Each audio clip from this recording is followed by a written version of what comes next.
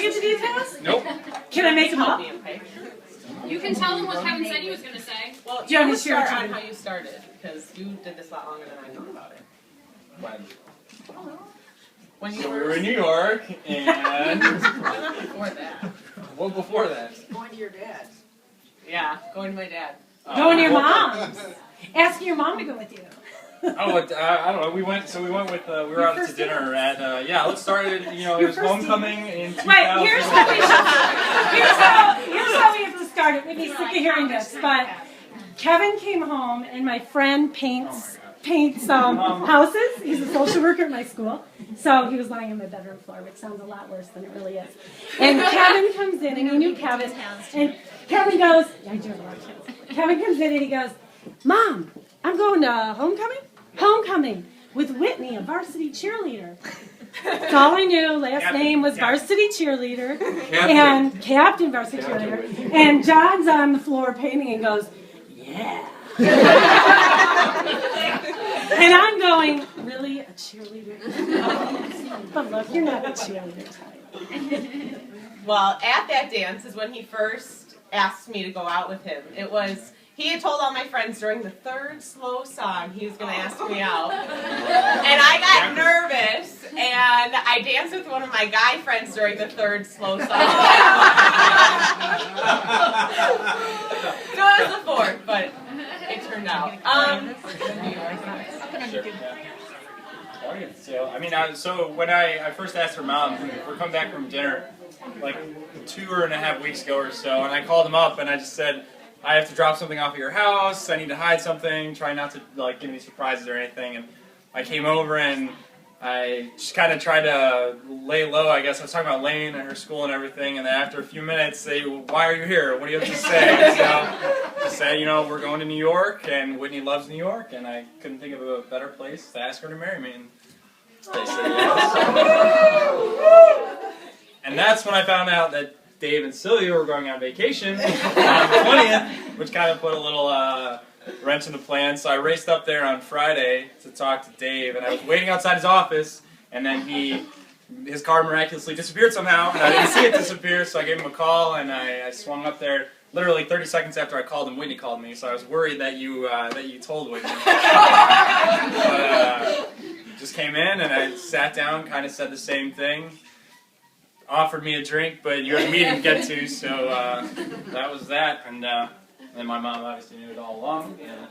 So a lot of people have been asking me if I knew, and I thought maybe going to New York that something might happen, just because he knows it's my favorite city. And it was Tuesday morning when I had a hint that the first hint was I asked my dad, they were leaving Wednesday, and Kevin was coming home Friday so we could leave on Monday together. And I'm always nervous to ask my dad if Kevin can sleep over at our house, because we're not married or anything. And he was looking down at the counter, and I said, Dad, Kevin's coming home this weekend, and I'm here by myself. Can he stay with me? And he was like, sounds good. And I was like, sounds good. Like, that never sounds good to you. So his lack of reaction was, I kind of thought maybe. And then Tuesday morning, Kev always asks me what he should wear. It's either between two options or just like pick for me. But he knew what he was going to wear Tuesday morning. He's like, I'm wearing that favorite shirt that you picked out for me, blah, blah, blah. And I was like, that's weird. And then he was like, what are you going to wear? It has to be something cute. This is our first full day in New York. And I was like, well, what should I do with my hair? And he was like, how does it look the cutest? Straight or curled? Curled, I guess. So, Kevin, if you know Kevin, he is on a timeline always. And he's very precise when he plans something out. It's like to the T.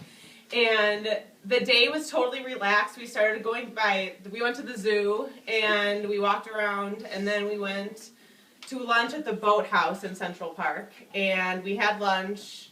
Not the best food in the world. I would not recommend it. It's just a good tourist trap, but it was fun.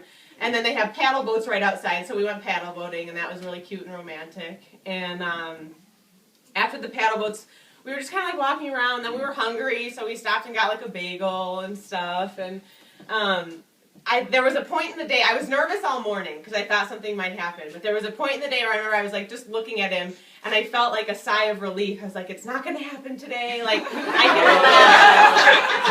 relax. Because there was no timeline at all. And then there was like a photo shoot going on in Central Park with this model, and I'm very into that, so we like stopped and watched for a while, and then we were just walking around, and Kevin was like, which way should we go next? And I thought if he had like something we had to get to, he'd be like, come on, let's go, like, come on. And so we got to this place, and Kevin's like, what is this place? And I was like,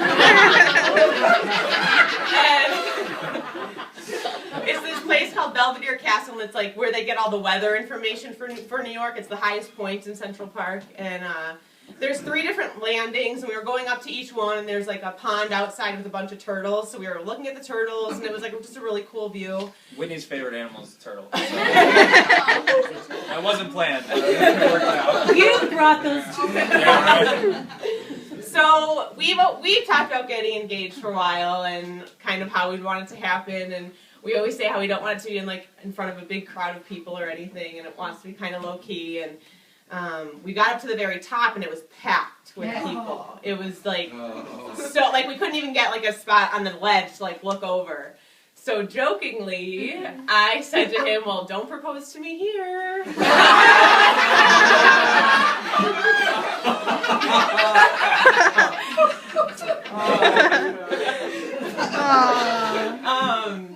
So he did not propose to me at the top.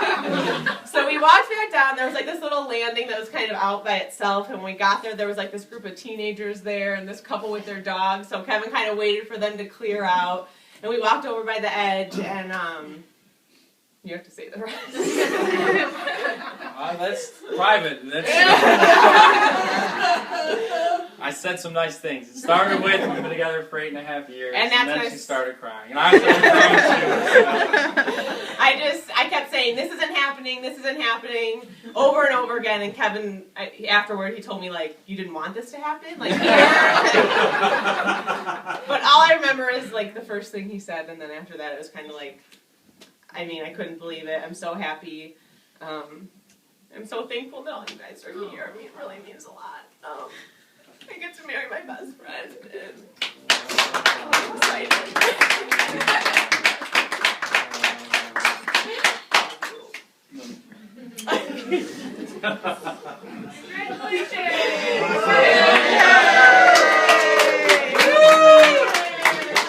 I do have to say, it meant a lot that when I came over to your office, that you said that I asked you if you'd approve, and you looked me in the eyes like you are now. I said, I 100% approve.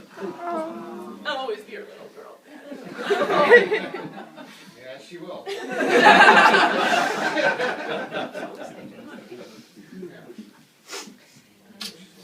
Great story. Now you got to make it. Okay.